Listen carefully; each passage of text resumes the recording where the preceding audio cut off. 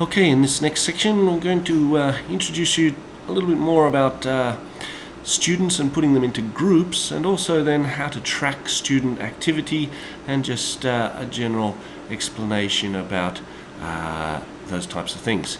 So again, we've logged in as a teacher. We have to editing on, and we're going to the administration menu. It's probably showing like this. We're going to users, and we're going to click on groups.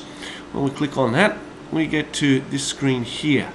So what we want to do is we want to create a group, and for this particular activity we're just going to call it very simply group number 1 and give it a group description of 1. When we do so and we click on the save changes down the bottom, we get group 1 here. What we want to do now is add people to this, add students to this group. So we click on the add remove users. When we do so, we see the list of users here, and we can choose a number of them.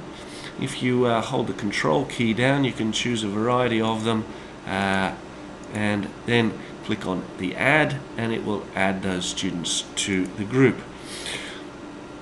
Okay, so now we can see that in group number 1 we have these 3 students after we've clicked on the save there.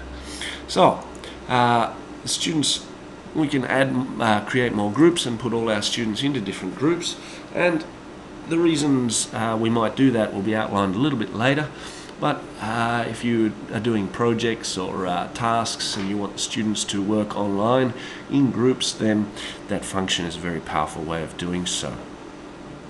Okay, so then when you have your students in the course, you want them actually doing things, and you want to be able to check that they are doing things.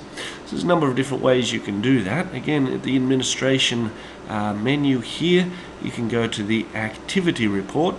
At the moment we have virtually no activities here, so it's going to look a little lame.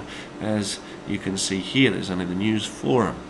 But once you start creating activities, then you'll see them listed here, and you can do a search and find out which students are doing what and when and even where.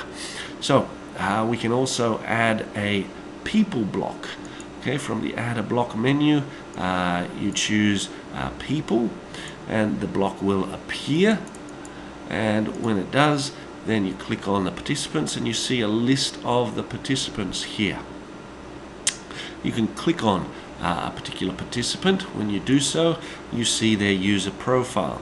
So this workshop user 001 is in all of these different courses, and they are working quite hard. How do we know that? Well, we go up again to the administration menu when we're here and click on the activity reports, and then click on all logs.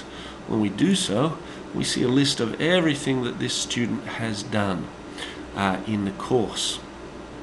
Okay, so this student has been, well, this is actually the teacher if you remember, been quite busy creating things.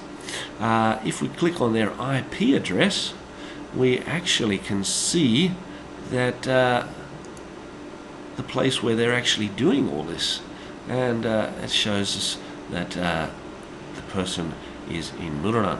That's me, and at the moment, yes, I am in Moodle. So it's kind of scary. I like to show my students this at the beginning of the semester, because I want them to be focusing on the content and working and not doing anything silly. I just tell them that, hey, we can track you, and we want you to be working hard, so please work hard and don't do anything silly. And that's one way of saying, well, we know what you're doing, do it. Anyways, that's a quick explanation of putting students into groups and how we can track students.